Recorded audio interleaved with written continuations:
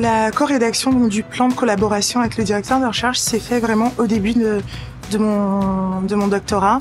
Donc on s'est retrouvé avec le docteur Calon et donc on a discuté un petit peu des attentes que lui avait de son côté, que moi j'avais donc de mon côté. Je pense que c'est vraiment important d'en parler dès le départ parce que ça permet de savoir en fait où on va tous les deux. Et donc ça permet aussi d'avoir un petit peu cette réflexion sur un plan d'avenir personnel, aussi bien personnel que au sein de l'équipe.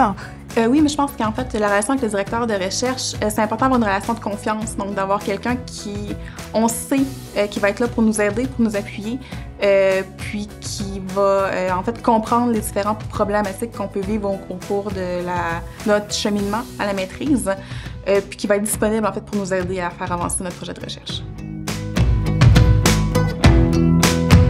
Ce que j'aime beaucoup au sein du laboratoire, c'est qu'on se considère un petit peu comme une famille aussi. Je pense que c'est assez important de se serrer les coudes et justement c'est ce qui fait en sorte qu'on aime ce qu'on fait et puis qu'on ait envie de continuer à faire ce qu'on fait et puis parce que ça donne un bon environnement de travail finalement.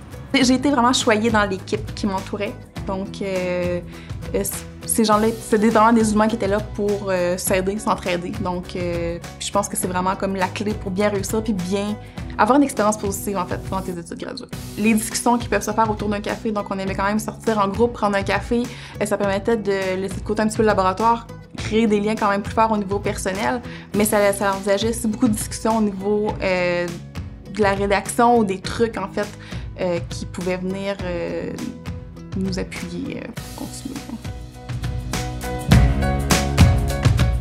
Parce qu'il y en a vraiment beaucoup des ressources à la faculté de pharmacie et à l'université tout simplement, c'est les sentinelles. On a des sentinelles qui sont formées donc au sein des différentes facultés et qui sont là donc pour détecter les différents signaux d'aide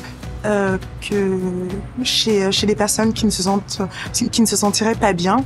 Donc il y a le bureau de la vie étudiante qui propose beaucoup d'activités, beaucoup d'excursions qui permet donc aux étudiants internationaux donc de se rencontrer entre eux et puis aussi donc de découvrir des activités donc à Québec.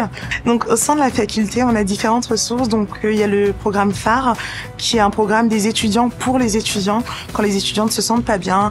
Puis donc ça va être vraiment un programme qui va permettre aux étudiants d'échanger et puis de venir discuter et puis de parler de leurs problèmes à d'autres étudiants finalement. Donc une ressource que je trouve assez intéressante et très importante, c'est celle qui fait intervenir donc l'intervenant de proximité Christian Boucher, qui leur permet d'aller discuter avec quelqu'un sans nécessairement pas nécessairement pour trouver une solution, mais vraiment pour avoir une discussion avec quelqu'un autre que son entourage. Une autre ressource qui est un programme donc de parrainage de l'ACCEP qui va permettre donc aux étudiants gradués donc de deuxième et troisième cycle de se référer à un parrain, marraine. Ce qu'on a essayé de faire avec l'ACCEP, c'est ouvrir les bras et puis accueillir les étudiants pour leur dire écoutez, si avec toutes les ressources qui sont possibles, si vous vous sentez pas à l'aise, il y en a encore une et puis vous pouvez venir nous voir personnellement. On sait très bien ce que c'est d'être stressé par les études, par la recherche. On sait très bien aussi qu'il n'y a pas que la recherche, il y a aussi la vie personnelle à côté.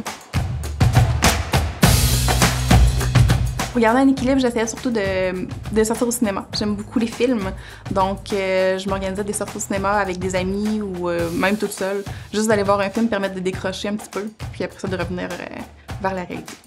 Le conseil que je donnerais donc aux étudiants actuels et aux futurs étudiants aussi, ce serait vraiment de prendre du temps pour soi, de prendre du temps pour sortir de la recherche parce que en faisant une pause, au moins une fois par semaine, ça permet un petit peu de remettre les idées au clair. Parfois, quand on est trop submergé par le travail, on n'arrive pas à voir les différentes options qui s'offrent à nous. Mais juste se prendre du temps pour soi et puis trouver une autre passion, peindre, faire du sport, mais vraiment prendre du temps pour soi. Je pense que c'est ça le plus important, prendre du temps pour soi pour mieux revenir après, puis faire une recharge en énergie finalement.